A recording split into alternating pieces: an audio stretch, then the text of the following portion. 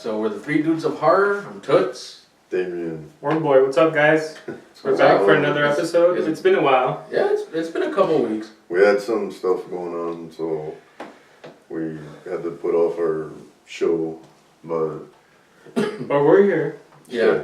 So well, we intended to do like birthday boy's choice, and Toots just had a birthday not that long ago. Yeah, it was last Saturday, and but we got caught up with the festivities that were like, let's go ahead and postpone it till this week. So, and this is essentially like my birthday present. It's Tales from the Crypt, a retrospective. What we're gonna talk about, because I grew up watching this show, which I'm pretty sure you guys did too. Yeah, Saturday mornings.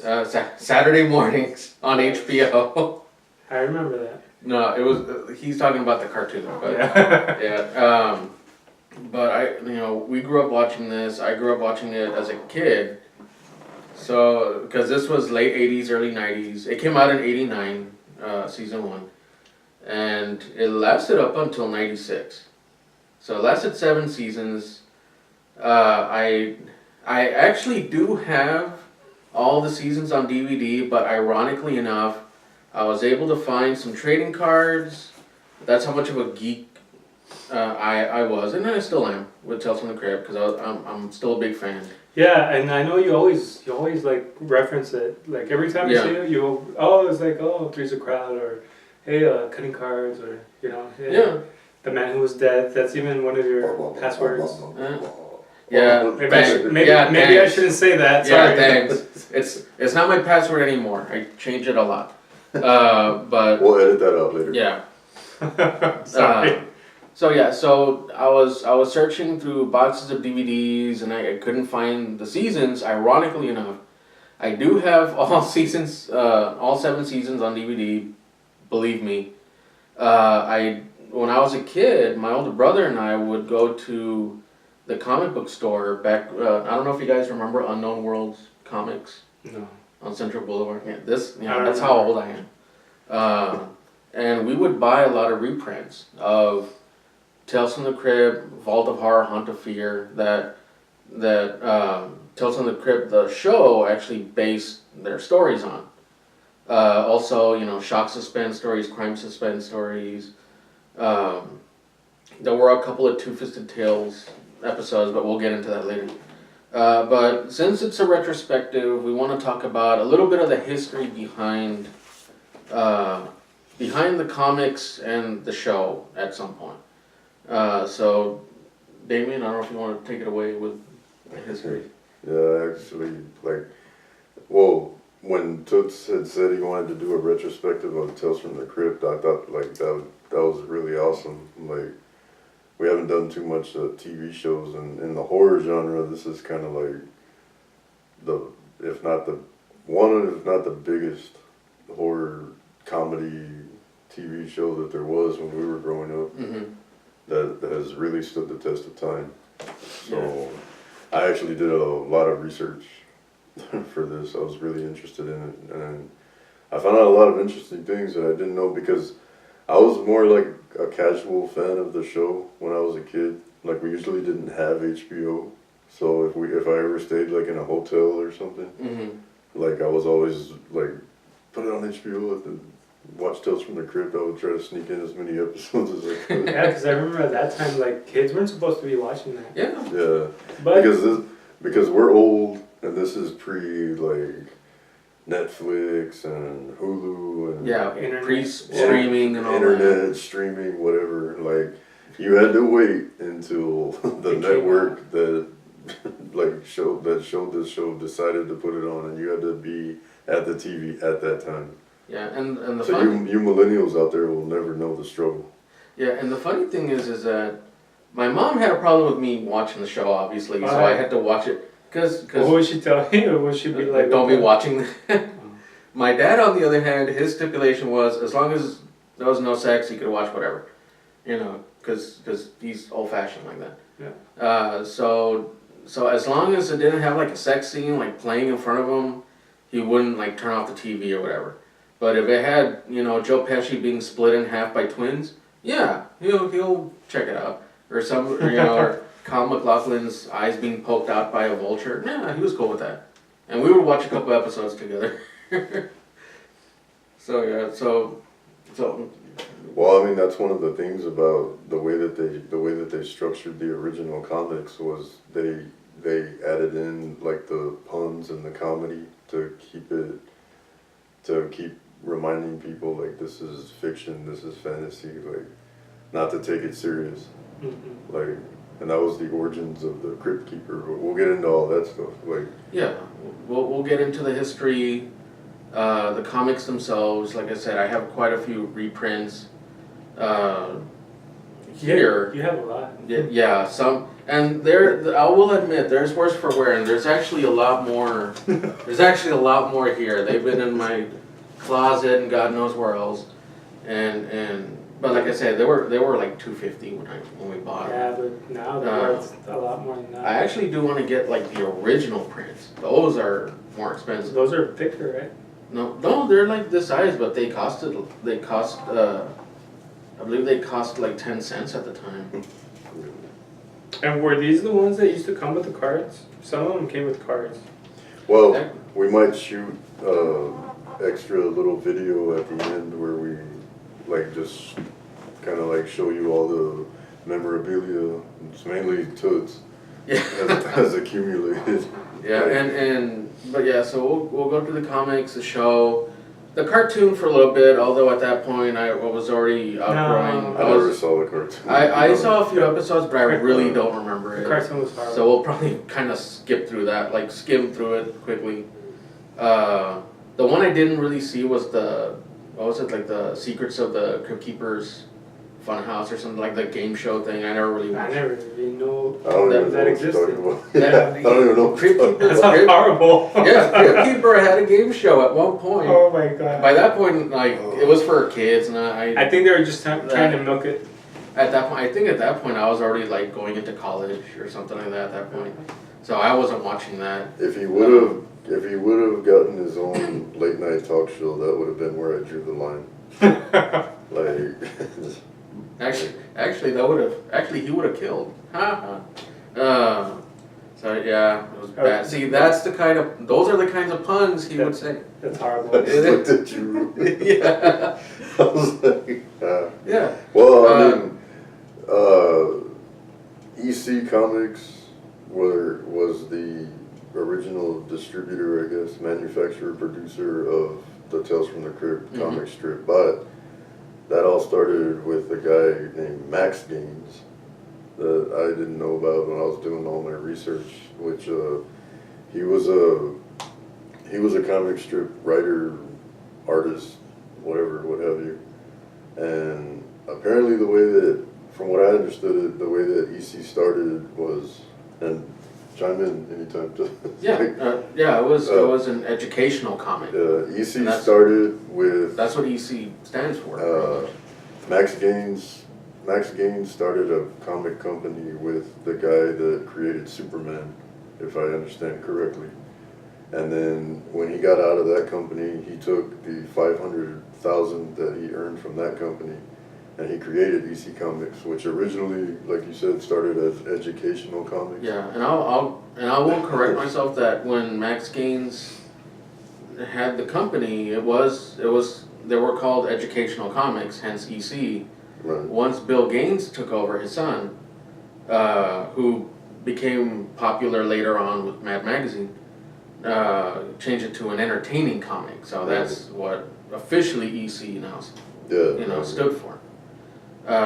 So, and I thought it was ironic, it was hilarious when I was doing research that like originally when EC was still educational comics, that they were actually producing religious comics and actual educational comics. And not a big shocker, they weren't doing very well.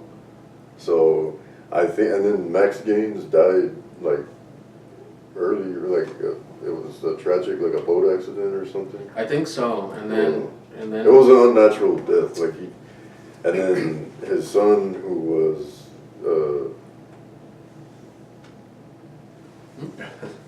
his son, who was Bill Gaines, kind of reluctantly took over the company I think his mother was kind of pushing him, but he didn't really, like, he wasn't, even when Max Gaines was still alive, he didn't really want to have anything to do with it. Like, he joined the military, and he was actually in college to pursue, like, a teaching degree, I think. But when his father died, he reluctantly took over the company, and I think his dad left him like $100,000 debt, like he was in debt. Yeah. So he started taking it in a different direction. And at the time, he started like mimicking the comics that were popular, which was like westerns and romance, and true crime comics. Yeah. And it was doing okay. And then the big change was when the writer and artist Al Feldstein came in.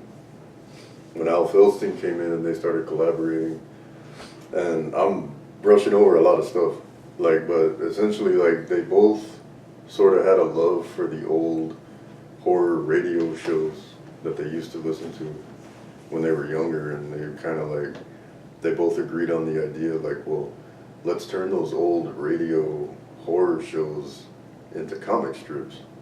And that was like the birth of the horror comics in EC. And then originally, I'm gonna try to get it right. Originally it was three different comic strips. It was Vault of Horror, Crypt of Terror, which became Tales from the Crypt. Which eventually became Tales from the Crypt, and The Haunt of Fear. Yes. And they each had their own, like, silly host full of puns. It was you have them there. Yeah. It was the Vault Keeper, the Crypt Keeper, and the Old Witch. Yeah, so got some illustrations. Yeah. Yeah, so like I said, I have some reprints of Tales from the Crypt. And then, long story short, Tales from the Crypt. Vault of Horror. Tales from the Crypt Haunt of Fear. Tales from the Crypt kind of became the most successful one, like, commercially. So. And I think it's because it was just so different. Yeah, because it was. And it was like these stories that, like, I felt connected to these stories. I'm like, man, like, these are really good stories. And then at the end, it's like the twist ending. Yeah. Which now I call the Shyamalan twist, you know? Yeah. What's the twist? Yeah, like, and it was one of those things where,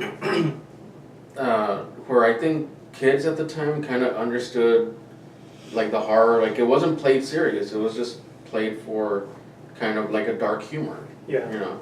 So there was the twist ending, like, now they're using their head as a baseball, you know, like during baseball game. So things like that, you know. That was one of the controversial ones, though, wasn't it? Yeah. Like, there was a baseball team that would do really gruesome things to, like, their opponents. Mm-hmm.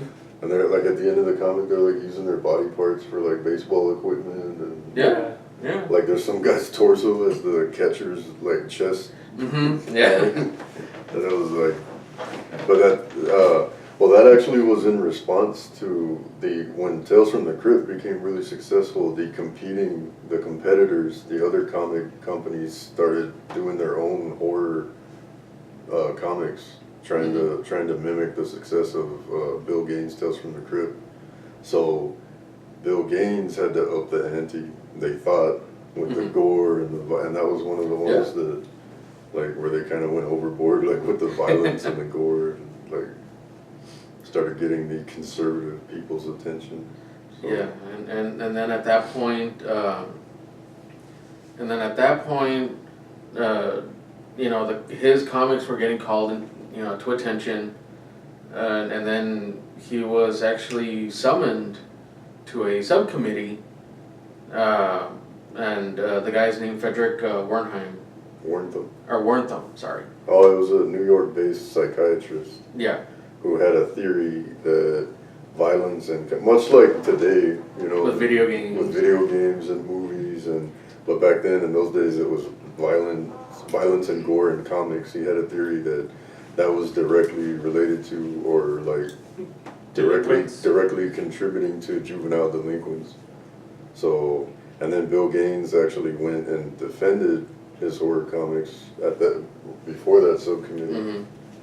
And then I think they ended up getting him with there was one comic strip cover that had like a decapitated woman's head, Mm-hmm. and they asked him, "Do you think that that's inappropriate?" And he said, "No, I don't think that that's inappropriate." So then they like dragged him under the bus with that. There were all these news articles like, Bill Gates thinks that a decapitated head is not inappropriate. Yeah, but the thing was that it's horror. It's that's what he it's was not saying. meant for kids, you know.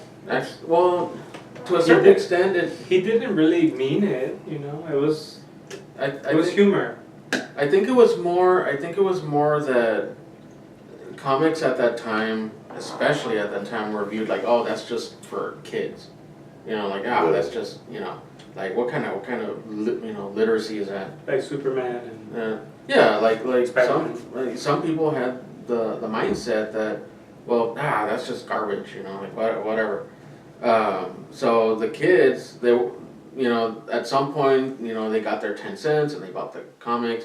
And it was kind of like an in-joke with them, like, oh, like it's bloody and gory, but it's fun because It's fantasy. it's fantasy. You know, and you know what? I think Tales from the Crypt. Nowadays they call them, what do they call them now? Those comics. I forgot. Oh, I know what you mean. You know which ones I'm talking about? The graphic novels. Graphic novels. Graphic I think novels. that's what that was at that time. yeah, and remember, this was the 50s, so the sensibilities were very conservative. Right. You know, very, very, like everything was bland. You know, if you ever seen old 50s shows and whatnot, the humor was very clean. You know, once in a while they'll slip in an innuendo, but even then that was very scrutinized. Or even like the Yeah. superhero comics back then. Yeah. It was all. Oh, which is an interesting fact that we were talking about before we were rolling, that when Tales from the Crypt as a comic strip was at the height of its success, it was only outsold by the Superman comics. Mm-hmm. I didn't know that. I was like, that's Wow. crazy. Yeah, and And I also didn't know that EC created Mad comic strip, yeah. which eventually became Mad TV. Yeah, that came a little later because you know, thanks to Frederick and thanks to, you know, the subcommittee in Congress that they were trying to censor Bill Gaines, and he didn't want anything to do with that.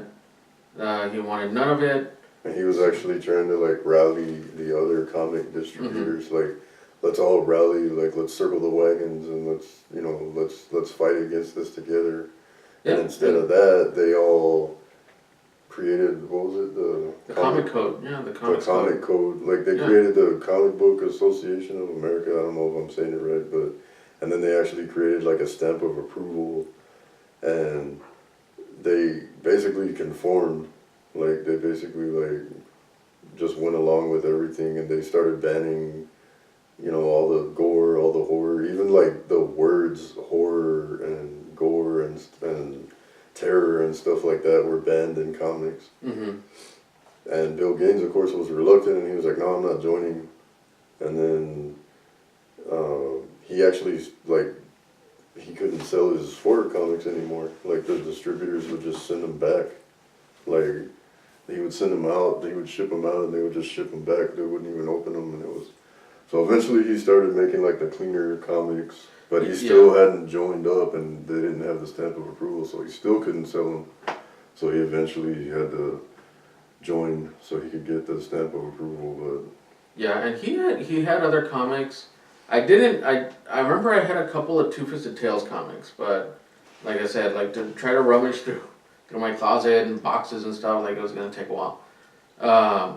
But he had other comics like Valor, which was more for like medieval times kind of thing.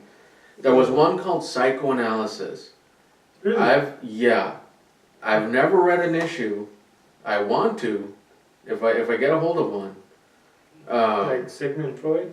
Kind of like there'll be a patient there, kind of like that HBO show. tell me about that. Yeah, like what was that one with Gabriel Byrne? In treatment? Yeah, I can kind of imagine it like that. Although, like I said, I've never seen an issue. But a of- horror version. No horror or anything. It was just straight up like what seems to be the problem. Oh, it was serious. Yeah, Oh, okay. yeah. so he kind of resorted to that, and then later on that's when he kind of accepted his fate. He actually shut down any more producing of any horror comics from EC. But he had the Ace in the Hole with Mad. Yeah. Which blew up. Yeah, man. Yeah, later on he created Mad Magazine, and then it took off from there. I believe Mad Magazine is still around because Oh yeah. yeah, and then Mad TV came about. The rest is history. Yeah, and the rest is history. Like in a nutshell, that was pretty much the history of the comics. And like I said, I do have some reprints. Some. Quite a few. Yeah. Yeah. Have you counted them? Like how many? We've got a library here. There's like 40, 50. Yeah, I have pretty much standard issue. 4 stories in a usually 4 stories in a comic, such as this.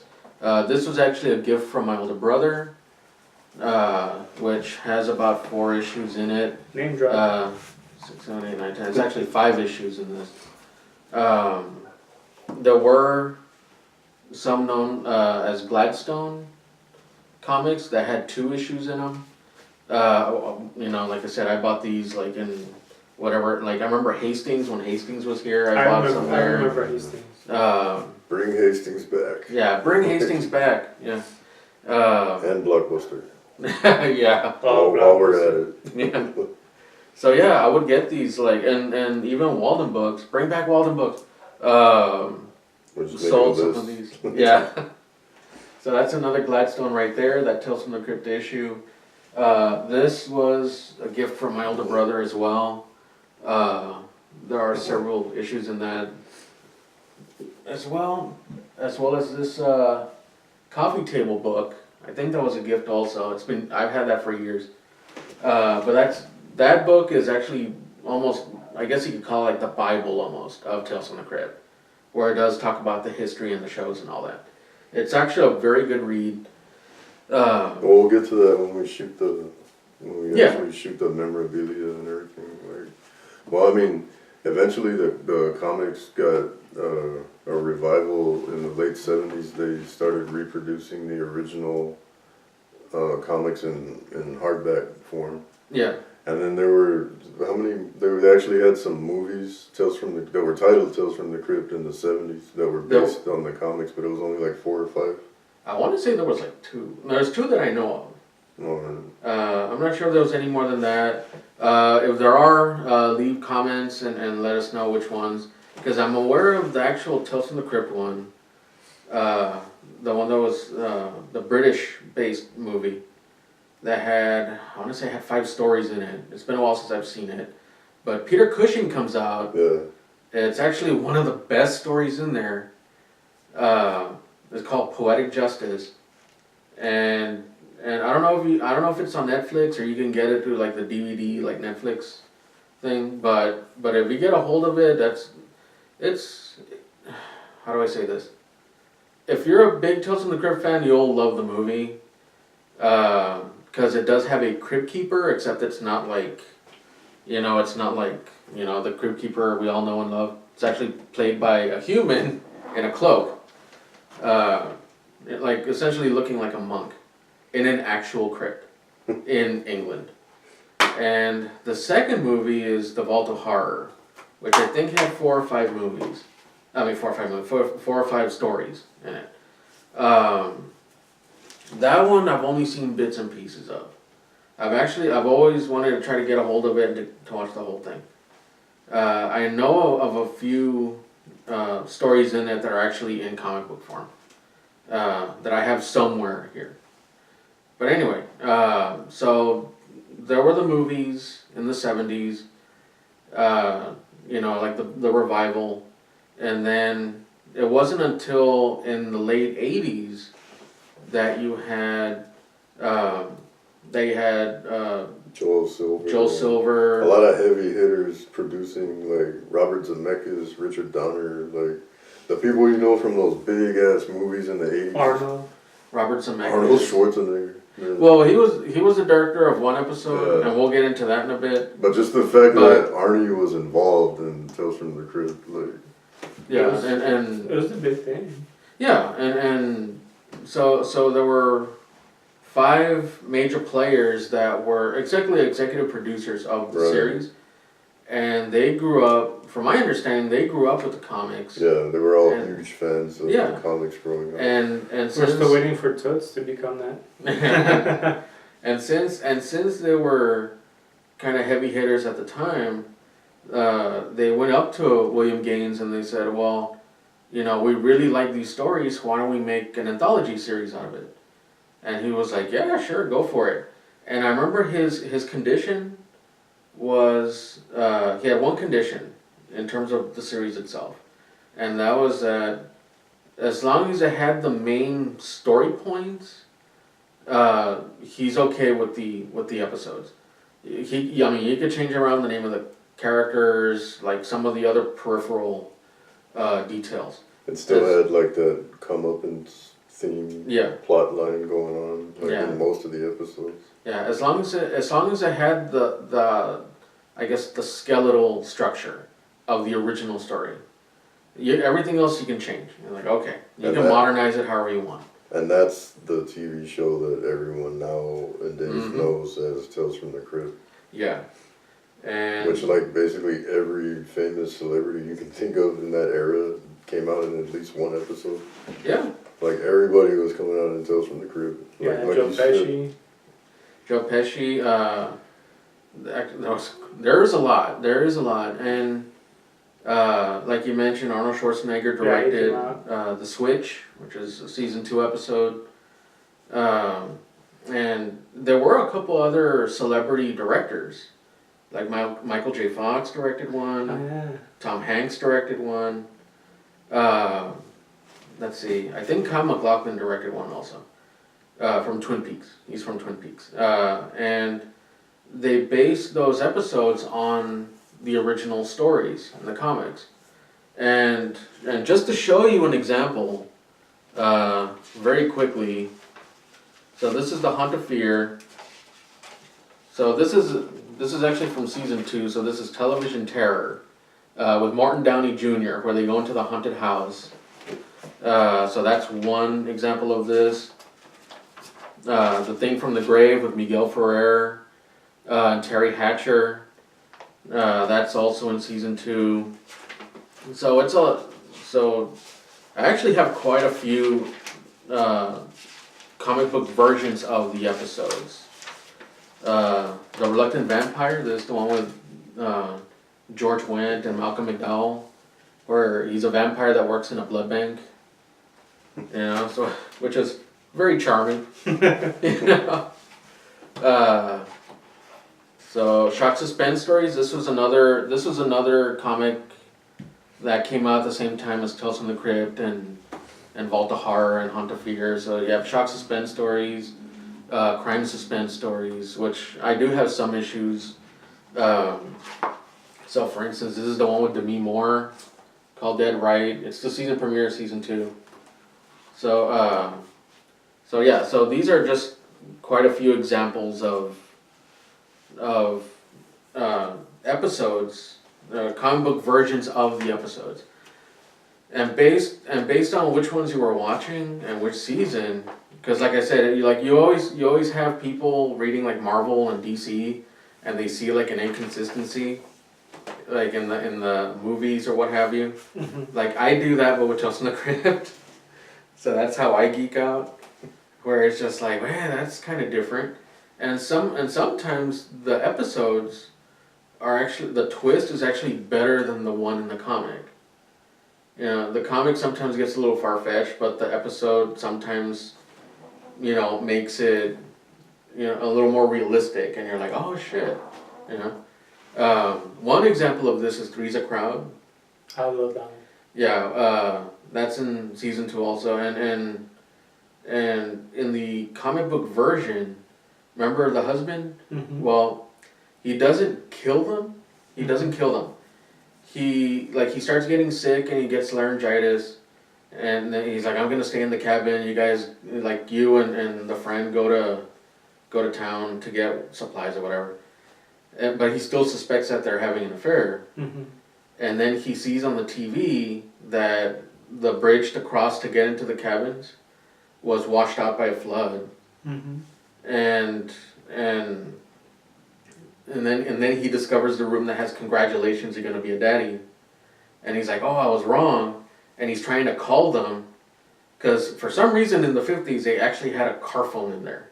I think they were bullshitting, and then it became realistic. That's a creative licensing. Yeah, but the twist in the comic was he had laryngitis, so he couldn't talk. He couldn't talk. Aww. That was the twist there. That's pretty cool.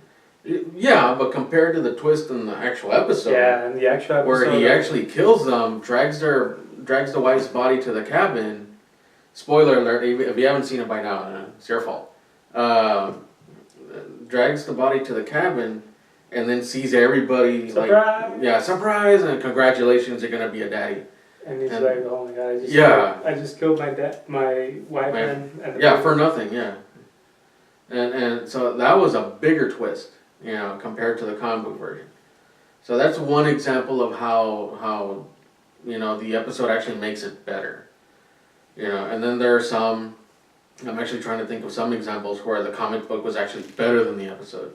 But at that point, that's going into like season 6 and season 7. So yeah, we'll get to that in a minute. Well, I did like that. Like there were major horror directors, like mainly George Romero and John Carpenter, that credited Tales from the Crypt and Bill Gaines as being like major influence on their filmmaking.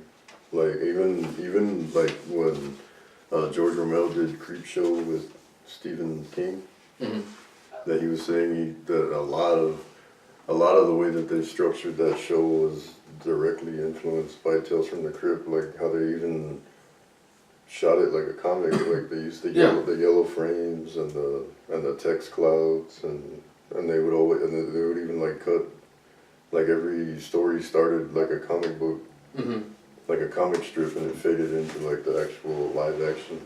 Yeah, and I told you last week that when I first discovered the reprints, like in Hastings back like in 92, 93, all I knew at that time was Creep Show. That's kind of like, so when I first saw the reprints of like Vault of Horror or whatever, or Crime Suspense stories, I was like, wait, this is kind of like Creep Show. And then with the help of my older brother, we pieced it together like, oh, well, the comics came first and Creep Show was inspired by it. And then Stephen King wrote, stories about it. And then that's when we realized, oh, they're actually basing, episodes from these stories, and actually the one that actually kind of caught my attention to that was this one with, Werewolf Concerto. This is Vault of Horror. So that's one with Timothy Dalton and Beverly D'Angelo. And one of my favorite episodes, Fitting Punishment. That's a good one. Yeah, with Moses Gunn. I like that one. That was actually an episode that I saw when I was a kid, and I remember Toots. We were talking about it, like, because we were hanging out one night, like before we even started our podcast or our show, and I was telling Toots about, like, we started talking about Tales from the Crypt. I remember that I said, like, I remember one of my favorite episodes was like where the guy goes and stays with his uncle, who's the undertaker or the funeral home director. Oh, that one's funny. And he cuts his feet off, and then I didn't know it's that one. This Fitting Punishment. Yeah. Fitting Punishment, and I didn't know the name of I do now because because Toots is my friend. Like, and immediately Toots is like, oh yeah, that's Fitting Punishment. It's in season 2. Like, you actually own it. And I was all ashamed because I owned it and I didn't even know I owned it. And then I was like, you know what? I'm gonna go get that shit. We're gonna put it on right now. We're gonna watch. Electricity costs money. Yeah, and then damn it, boy.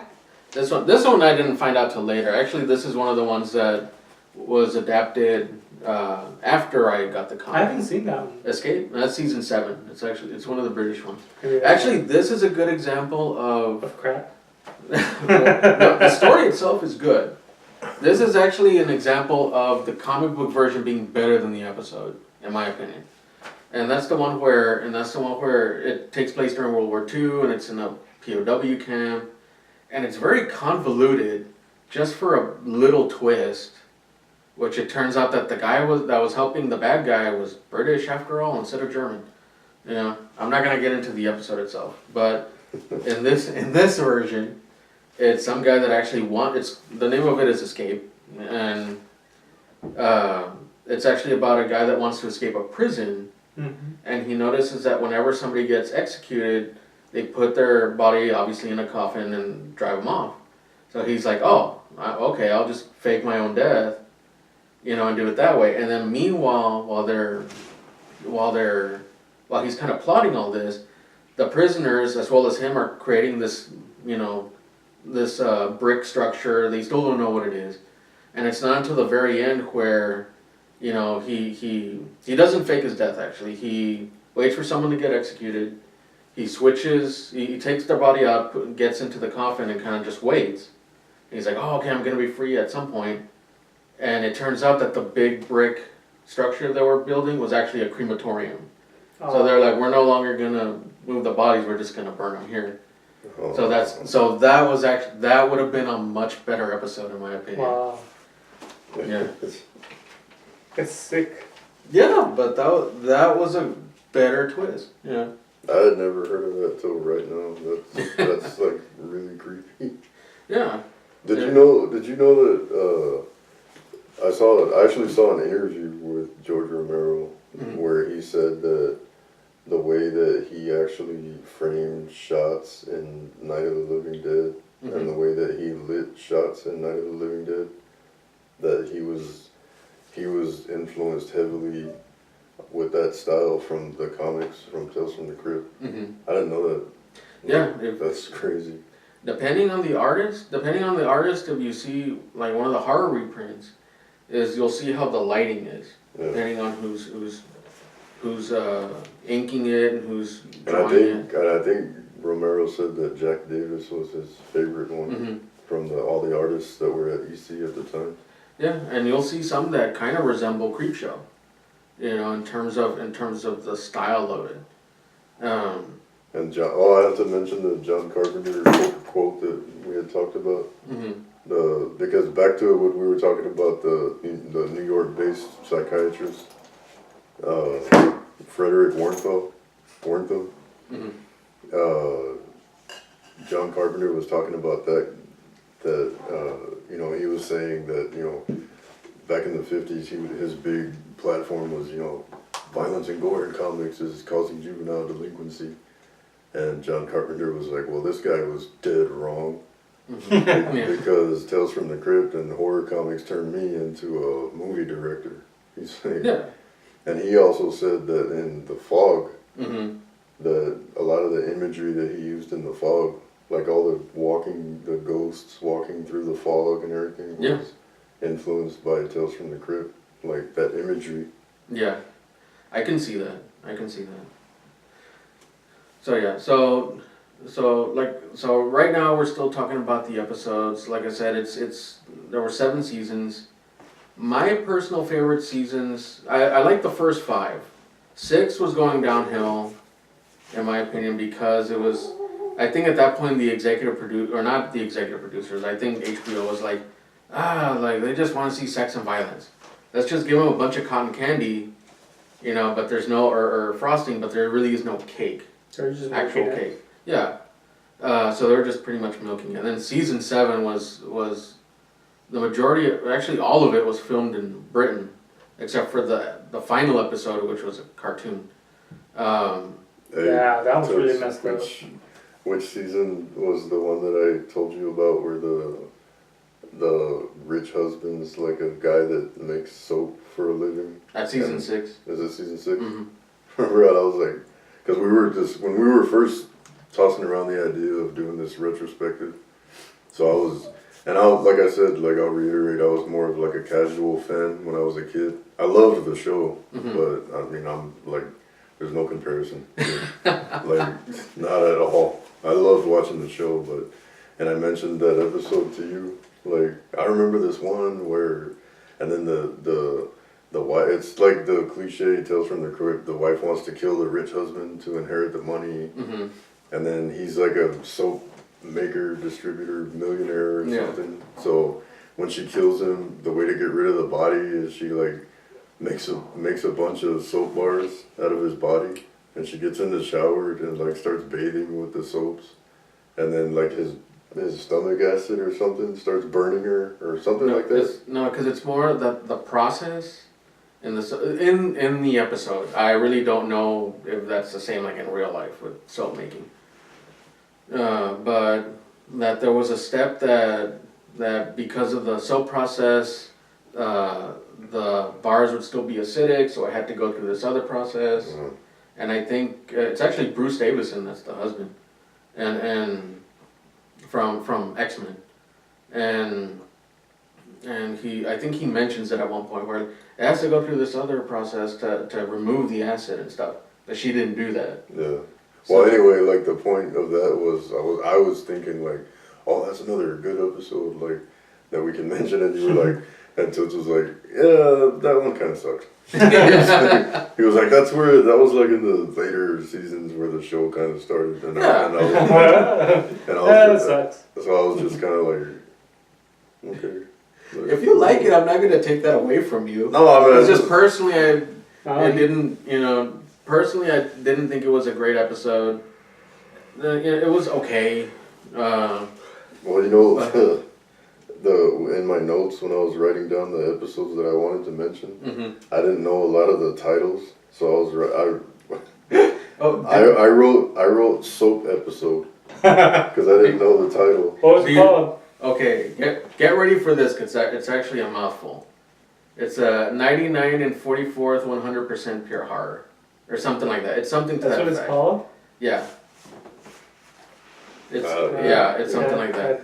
We can go to the compendium if you want. And yeah. But then like the correct me if I'm wrong, because like I said, season 6 and season 7. Slevin, yeah. Season 7. I only watched like those episodes when they first came out, and then on DVD once, just because I'm a completist, and that was really it. I really didn't kind of want to revisit those. But I can't remember any of the episode names. The one that I was telling you about that was kind of structured like Psycho, where it seems like a real straight-laced, real level-headed guy picks up the girl like the hitchhiker. Yeah, Came the Dawn. Came the Dawn. Yeah, Came the Dawn. See, I wrote Psycho-esque episode, like, and then the big twist like is that he's got like is it his sister or his mom? A split personality. It's like his sister or something like that, or his wife. Or something the actor steps out at the end of the episode, and he's dressed in drag, but he's thinking he's the sister, and that's the big twist. And she's gonna kill her, right? That she's gonna kill the hitchhiker. Yeah. Okay. Yeah, and that one season 5. I've only seen that episode a few times. I haven't seen it a whole lot. There are some episodes I've seen more than others. But the really good one, and I know you're gonna know the name. Yeah. I wrote. Oh, we'll get to that one. Funny Cars is one of my favorites. Oh yeah, that was a classic. That's Worm Boys, but you gotta describe it. No, you gotta describe it. You gotta describe the episode. I don't remember. Well, Cutting Cards? No, well, it's these two guys that are very competitive, and they, for some reason, hate each other. But starring Lance Henriksen. They don't really explain why, but I guess that's not important. The important part was they're rivals, they're enemies. They don't. Yeah, but what's cool is like, you know what? Let's ante up. Like now we're gonna start taking limbs, and they start with the fingers. Oh, yeah. They're playing poker. Right? They're playing poker. poker. They're playing chop poker. And they're like, they end up losing all their fingers, and then they end up losing their hand, and they're... If you see... Basically, it just keeps escalating. Yeah, it just keeps escalating, and at the end, they're like, pretty much just their head And a torso. in the torso. And stumps for arms and legs. And they're playing checkers, right, or chess or something. They're playing They're checkers. like moving the pieces with their nose, or Yeah, they're like. They have a piece of gum like on their nose to kind of move it. Yeah, and like, oh, give me a gum. And that's gross. That's actually one of the episodes that's exactly pretty much like in the comic. Like, it's actually in that one. It's And actually you think in that that's why issue. it made it so good? I think So it so. was like almost exact the same. If you ever see the comic book version of the Santa Claus one and All Through the House, it's like That was frame by frame That was in creepy. the comic. It's pretty much like but in they the did comic. that intentionally, right? Yeah, That one's creepy. and Bill Gaines told Robert Zemeckis, who directed it, that his only suggestion is that the main character, Mary Ellen Trainor, who was married to Zemeckis at the time, like just scream her head off at the very end. That's why when you see the episode, she's just like completely. I remember. Like that was his stipulation. Well, the one I wanted to mention was, and I know you're gonna know the name of it, Yeah. the Christopher Reeves one with Judd Nelson and Yeah. Meatloaf. Yeah, that one's season 4. What's Cooking? It's called What's Cooking. And that I wrote cannibalism episode because I didn't know the title. Like, What's that one called?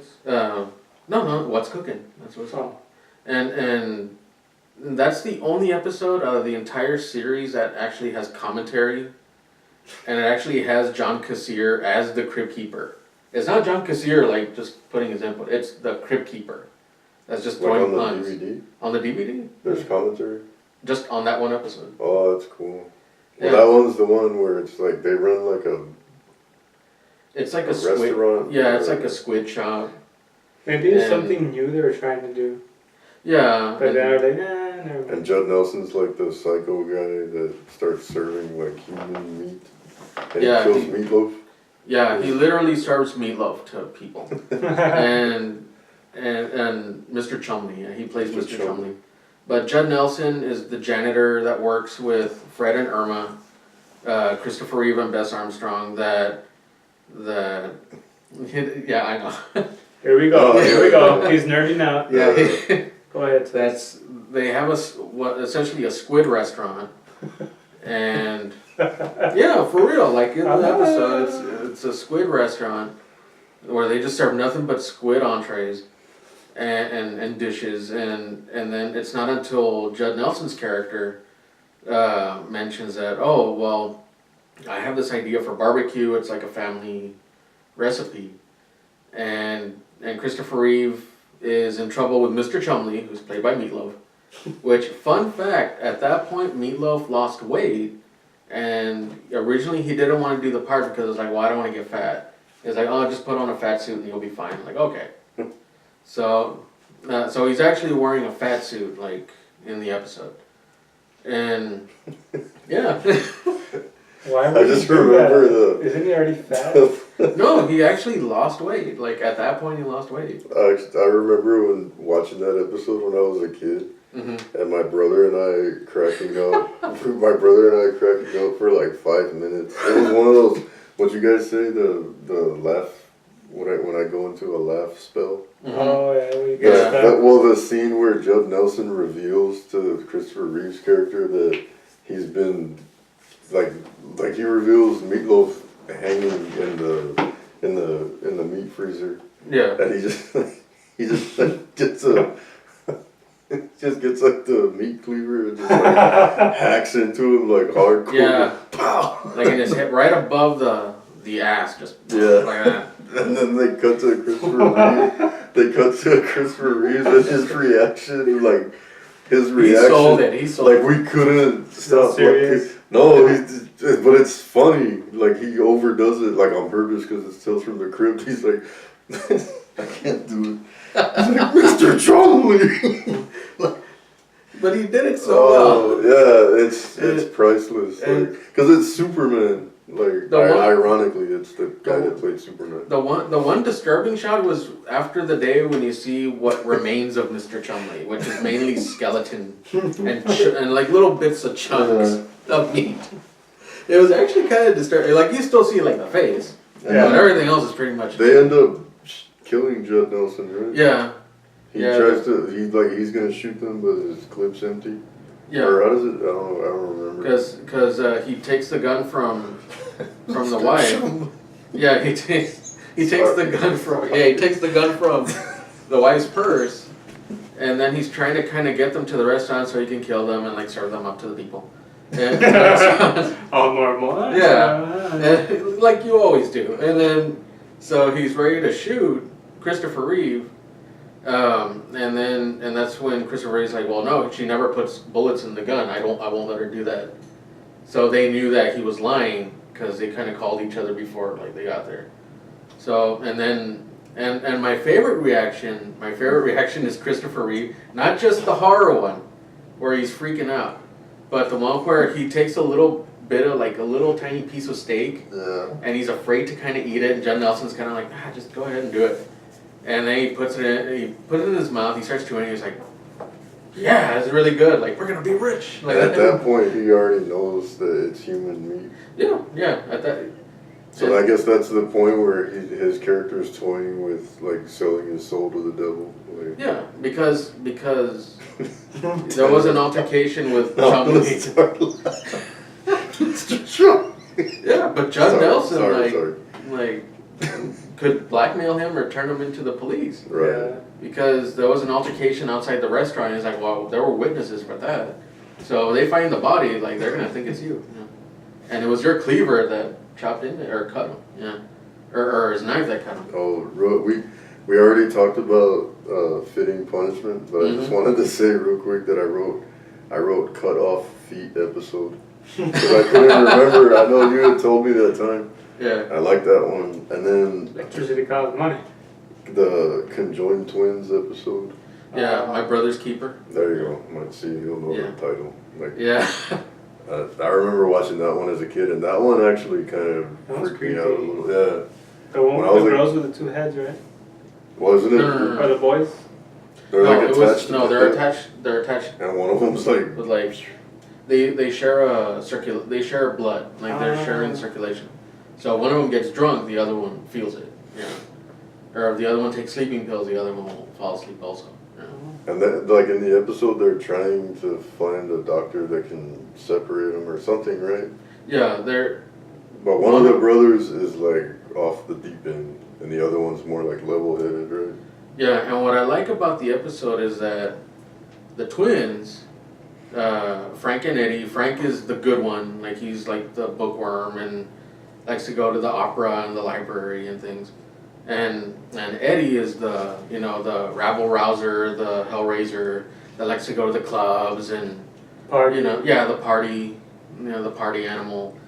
And while Eddie wants to get separated, Eddie is afraid to get Frank is afraid to get separated because there's a 50-50 chance they'll die. Yeah. And what happens is that Frank falls in love, Eddie kills the girl. And then he's like, what are they gonna do? They can't put me in the electric chair because we're attached. That'll be cruel and unusual punishment. Then they get separated at the end, but when that happens, Frank becomes like Eddie. Like he becomes like that character. Like it's like he turns to the dark side at the end. Mm-hmm. And then Eddie, for a moment, kind of becomes like Frank, where he's getting separated and taken away by police, and he's like, they're gonna send me to the gas chamber, And he's like, oh, don't worry, Eddie. I'm going to be doing the living for the both of us. They wake up and he still thinks they're connected, right? And then they start like wheeling his gurney away, and he's like, what the hell? Yeah. And we have this one. I actually knew the title. We have to talk about Yellow. Yeah, I love that episode. That one's pretty dark. Yeah. And I didn't know it's the longest episode of Tales from the Crypt. It's an hour long. It's like 45 minutes. I didn't know when I was doing the research, and that's the one that stars Kirk Douglas and Eric Douglas. Eric Douglas. Who was his son. Father and son. Yeah. And Lance it's like, Henriksen and Dan Aykroyd. Right. And it's like in World War I, where the majority of the war was fought in trenches. And Kirk Douglas is like this hardened, officer. And his son's an officer too, right? Yeah. His son's a lieutenant. Right. And then he's in charge of like this brigade, and he's supposed to lead him into battle, and he doesn't, and he retreats, and like his whole platoon gets slaughtered, and then there's only one survivor, which was Lance Henriksen, right? Yeah, and then he dies. But he spills the beans. He Yeah. tells him like, and then the whole twist is like, Kirk Douglas's character is like, no, you're yellow, but I'm gonna make you brave, and this is what we're gonna do. He's like, we're gonna set it up where you're gonna get killed by the firing squad, but it's all gonna be show. They're gonna have blanks. But the twist is, he lies to his son because he wants his son to die like with honor and with being brave. So he says, you can stand there and you can be brave and you can face it because you're not actually gonna get shot. But the twist is he lied to him, and that they do have live rounds, so they do kill him. And then he like falls in the trench, right? And his father's like standing over him, and he's like, "Now my son's not yellow," or something like that. Like, yeah, Dan Aykroyd's like, "If you'll permit me, General, he died like a man." Yeah. It's like, yes, my son is not yellow, but that is a very good story. And Robert Zemeckis directed that one, and it's and of course you see the little details, especially in terms of war, and and when you see the exchange between Kirk Douglas and Eric Douglas, it's like Lieutenant Calthrop, who was Eric Douglas, and General Calthrop. And General Calthrop is essentially telling him, "You're not much." Yeah, that's his name. Yeah, it's like you're not much of a soldier. The lieutenant tells him like, "You're not much of a father," and the general tells him like, "Well, that makes us even, son. You're not much of a lieutenant." Yeah. That's good advice. And it wasn't until Kirk Douglas tells him that. Yeah, he tells him like, "Well, I'm sorry I put you through this." And he's like, "Well, it's too late for that, I'm gonna die." And it's like, "No, it's not too late, you're not gonna die." And then and that's when he tells him the plan. But he tells it in such a way where it's just like, of course he's gonna fall for it. Yeah. Because it's his dad. Yeah, and he's like, "Don't worry, I got this." Like, all you gotta do is play dead, but there's one thing I want you to do. It's like, I want you to go out there and face it like a man. And of course that's where the lieutenant gets courageous and when you see him at the end, he has his chin held high, and he's ready to face the firing squad. Yeah. How we should end the how we should end the podcast. Like, we should end with the clip of Christopher Reeves going, "Mr. Charlie," as the stinger. Yeah. We should. You know what I rewatched today? The episode that we were talking about, and it was so cheesy. Which one? The one with John Stamos. Oh yeah. I saw it. They had the full episode on YouTube. Mm-hmm. And I watched what was it called? I want it Till Death Do You Part. Yeah, and I was like, damn, because I remember watching it as a kid, and then the big twist where he kills her. Yeah. And I remember watching it as a kid and being like, oh man, that's hardcore. Because I think I saw it when I was like 10 years old or something. And then with Frank Stallone. With Frank Stallone. Yeah. And then when I watched it as an adult, I was like, man, that was cheesy as hell. Yeah, and the one that actually really creeped me out, Fitting Punishment kind of creeped me out when I was a kid. That one's still creepy. Yeah, it is still creepy. That one really? The one that creeped me out was Television Terror with Martin Downey Jr. No, the one that creeped me out was Ventriloquist Dummy. That one's creepy also. That one's creepy. That's the one with Bobcat Goldthwait and Don Rickles. No, but Television Terror, that's when they go into the haunted house, and it's like this it's like a game. like a shock game show. Like one of those TV hosts that likes to shock people. So they go into the haunted house, and at first nothing really happens. That's the one that's kind of shot like a found footage movie, right? Yeah. A lot of it's shot like, Yeah, and that's when they start hearing like, help me, like coming from the house, and the house is, supposed to be haunted, and then that's where and then you see like the ghosts actually manifest. But to me it was creepy as a kid. That one, that was alright. I did when that one came across like when I was researching, but I haven't actually ever seen that episode. It's in season 2. It's a good one. It is a good one. It's not my favorite. I think this is just a cycle. Yeah. I want to be like, man, I wish I had that. And like, you do have it. I think my favorite would be Three's a Crowd. For Three's a Crowd, personal yeah. reasons. That's the Tim Curry. No, that's No, that's till Death of Some Salesman. That's what it's called. The Tim There you Curry, go. the Tim And Curry The one Man is Who Was Dead. Death of Some Salesman. The crowd was. The Man Who Was Dead is like awesome. Yeah, I love The Man Who Was Death. We- William Sadler. We already. That's the very first episode, right? Yeah, it was. Yeah. It was one of the first 3 that aired from Like season the 1. pilot or the. Yeah, it was because What was they that? showed Three's a crowd is which one? The Three's a Crowd is the one with their. I know we mentioned. They're married? Or they're gonna get married. Ah, there you No. go. They're celebrating their 10-year anniversary, and they're in the cabins and Yeah, it's the yeah. congratulations, you're gonna be a daddy. No, The Man Who Was Death is one of my favorites. Also, it's where William Sadler plays an executioner.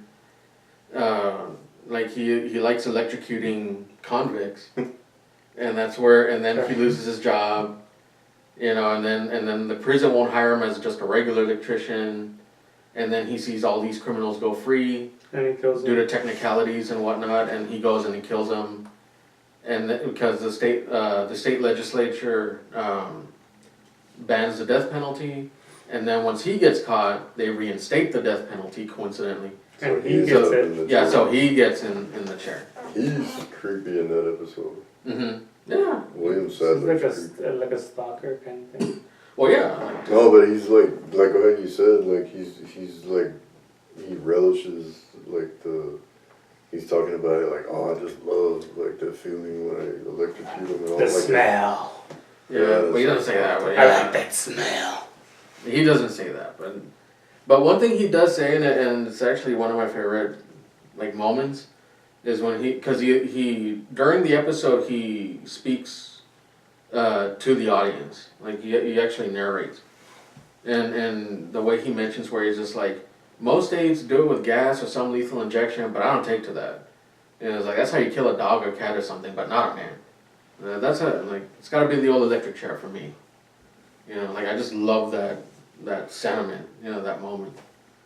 And like I mentioned before, that there were some celebrities that directed episodes, like Arnold Schwarzenegger. This one was directed by Tom Hanks, and he comes out in it and he dies rather in a funny way. He gets smashed into a TV. I did not know that. Too. Yeah, I none but the Lonely Heart. Yeah. I never knew Tom Hanks directed an episode of this show. Yeah. This is pre Forrest Gump. Before he was famous. Well, he was famous, but Not that much. he wasn't like an international star, you know. Like people already knew him from Big and, you know, things like that. But this was like 2 years before Forrest Gump. And we have to mention this one for your wife's sake. And I briefly mentioned it. It's the one with Tim Curry, Death of Some Salesman, because that's the one. And Creepy. have you seen that one like on YouTube? Yeah. Or something? Yeah, that's the one where Tim Curry plays Ma, Pa, and Winona. He does a lot of makeup work in that one, and the episode itself is okay, but Tim Curry makes it all worthwhile. Like he really just, you know, that's the one that we would quote, like, you take cash. That one. You take cash? Yeah, that one. It's like, oh, cannonball. Nobody gives a damn what you think. He's just awesome in the episode. All right, so we lasted a while with the episodes because we, you know, like this is bringing back memories, especially for me, but before we move on, towards the end of the retrospective, what are your like couple favorite episodes, like off the top of your head? For me? Yeah. Three's a Crowd.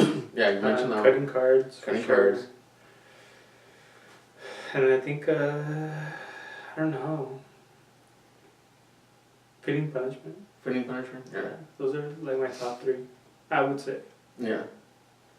And Damien. Mine for sure. Like when someone mentions Tales from the Crypt, and they were to, you know, pitch that question to me, immediately I would think of Yellow and Fitting Punishment. Mm-hmm. Like those are the ones that would immediately come up. Like, oh, that's my favorite ones. Yeah.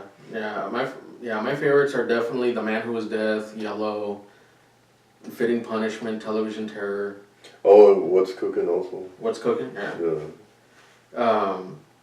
And actually one of my other favorites, I really like this episode, is Top Billing with John Lovitz. Just that one. Oh, That's the yeah, one. That's the one where he's a struggling actor, Mm-hmm. and he finds out that there's this Shakespeare play that Hamlet is going to take place in this Town. like theater, Uh-huh. and he has a rival that like used to work with him or used to act with him and stuff, and the rival's a little more successful, so the rival ends up kills him. yeah the rival ends up getting the part, and John Lovitz gets pissed off, so he kills him.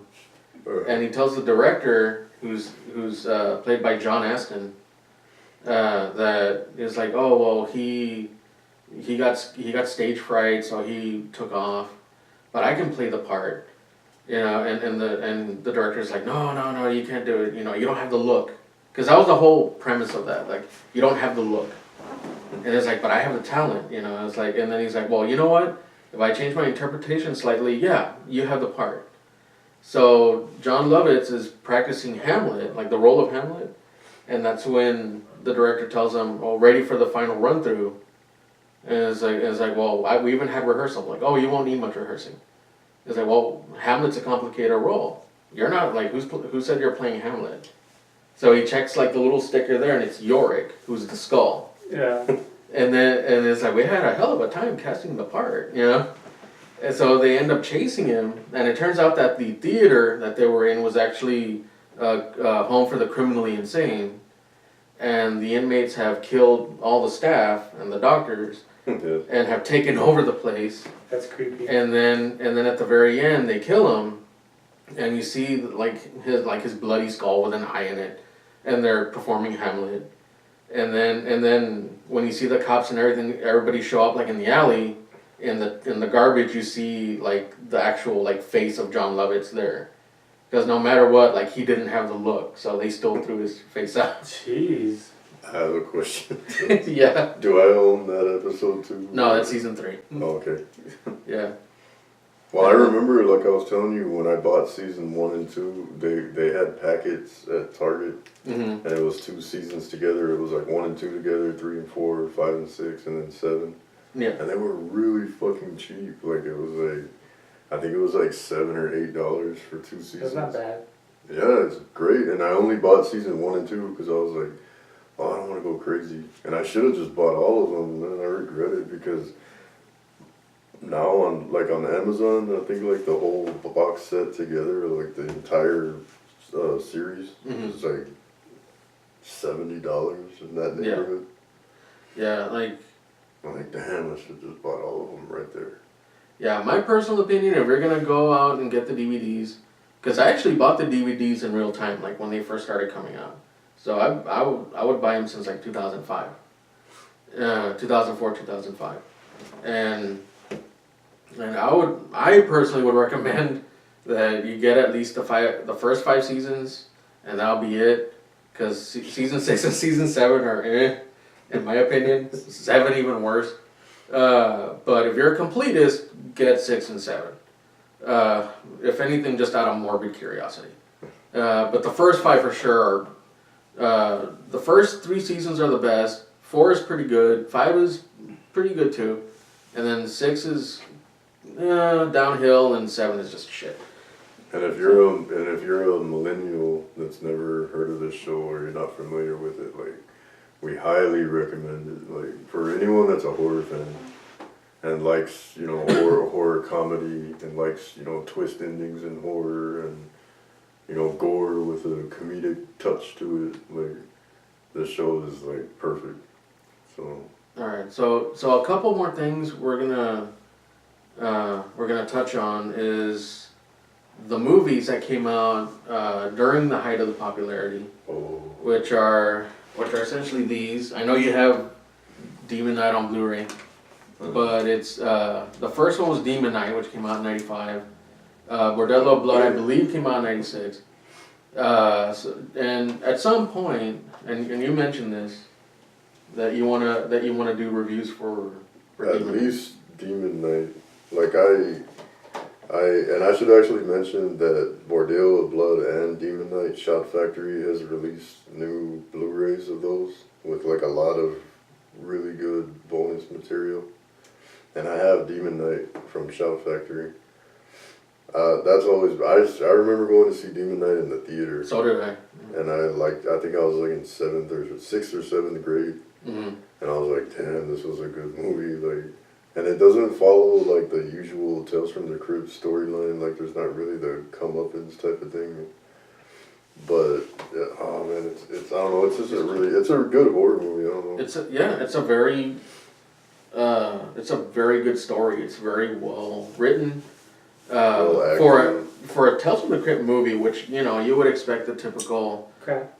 Tits and ass and blood and gore and like Yeah. which is true. Yeah. And and you do see like tits like at the very beginning, and there is like one sex scene that you really don't see, like at I would say less than halfway into the movie. But other than that, that's the Jeez, that's a nerd. that's a quote. You know what? That's a quote I'm gonna put on Facebook. The roach. What is turn it off? My nipples we're are smoking. Yeah.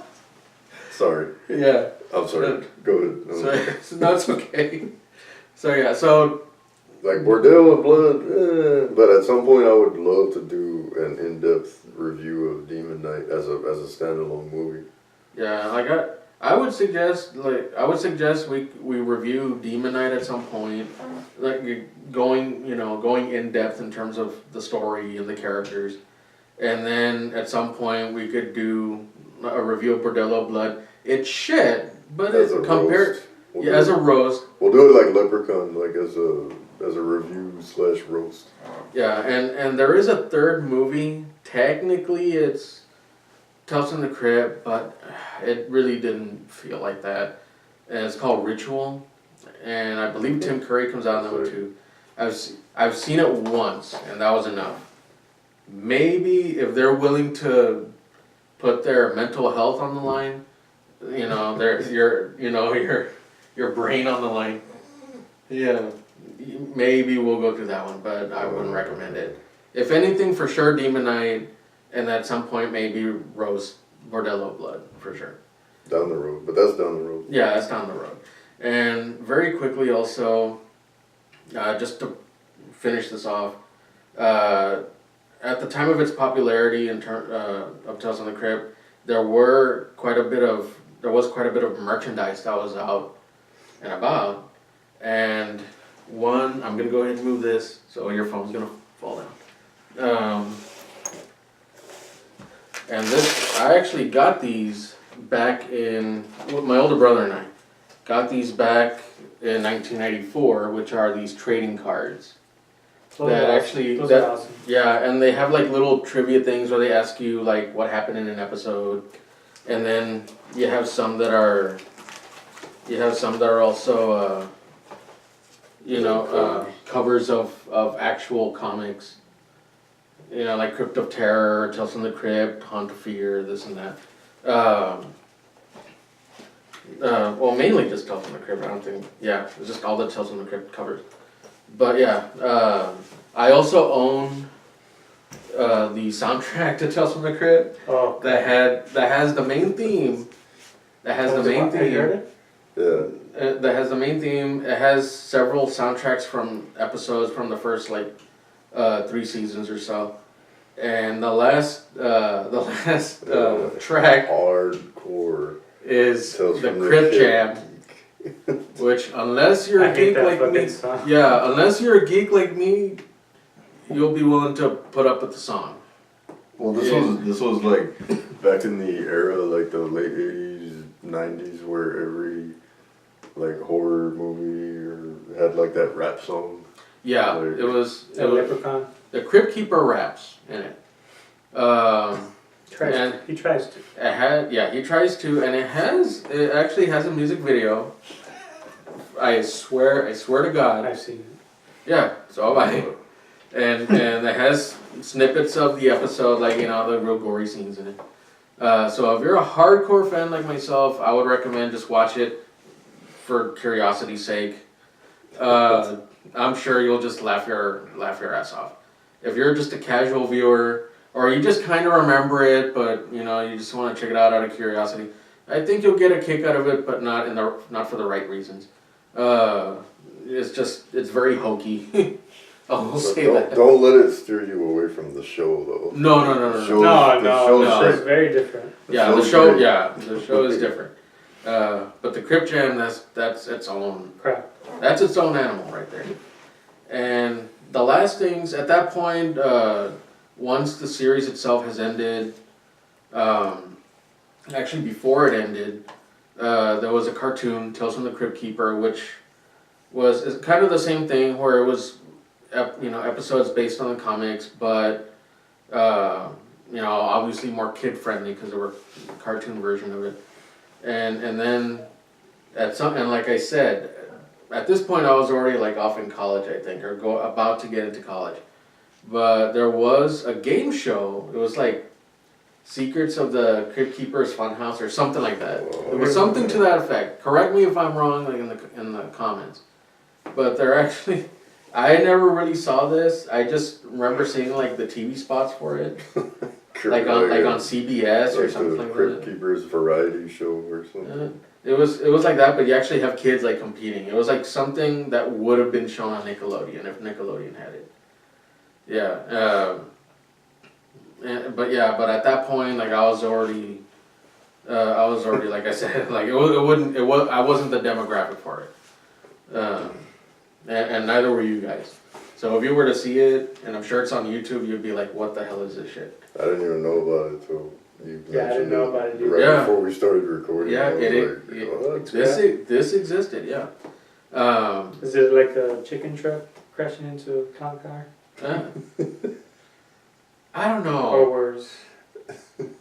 I don't know, because I haven't seen it. It's one of those things where at that point we really just weren't the right demographic for it.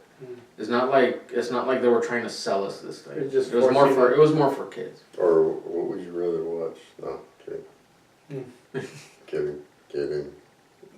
But yeah, so.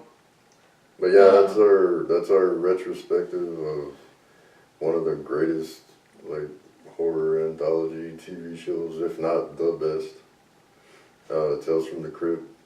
We highly recommend it. Like if you're not familiar with it, if you're not old like us, all you millennials out there. Yeah, don't get me wrong. I did get a kick out of like Tales from the Dark Side and shows like that. Twilight Zone's a classic, and it's an anthology series. I still like Night Gallery. This I think it's different from something like Twilight Zone in a lot of ways, but there are parallels. Twilight Zone was more cerebral. It was more like it was making psychological terror. Yeah, psychological terror, sci-fi, social issues, things like that. Tales from the Crypt was more, let's just have a fun story. The sex and violence was like just the frosting, at least for the first 5 Yeah, the formula was the same. In terms of popularity and societal impact, things like that, I would say that Tales from the Crypt is up there with Twilight Zone and Night Gallery, and like this is one of the great ones. Like, yeah, and it was good. It was good for its time. It was like I said, Tales from the Crypt aired from 89 to 96. And I'm sorry, this TV show has the greatest intro. That tour of the Crypt Keeper's house. Yeah. When I used to watch it as a kid, like I wanted to see that intro. Like if I missed the intro, I would kind of like not be happy. Yeah, and the intro alone to this show was like classic. It's great. That theme song. Yeah, and it was by Danny Elfman, by the way. And it was just a mishmash of like models with actual sets and digital work that was put all together, and practical effects that were put all together. For the most part, it's seamless. Yeah. That's awesome. Like I don't know, like I recommend it. So that's our lengthy, in-depth retrospective of Tales from the Crypt. If you're still listening at this point. Yeah, we appreciate it. Yeah. So we're the three dudes of horror. We might shoot another just quick clip, like give you a better look at some of mainly Toots memorabilia, but this is us signing off till next time. Three dudes of horror. I'm Damien. I'm Toots. Poor boy. So see you next time. See ya.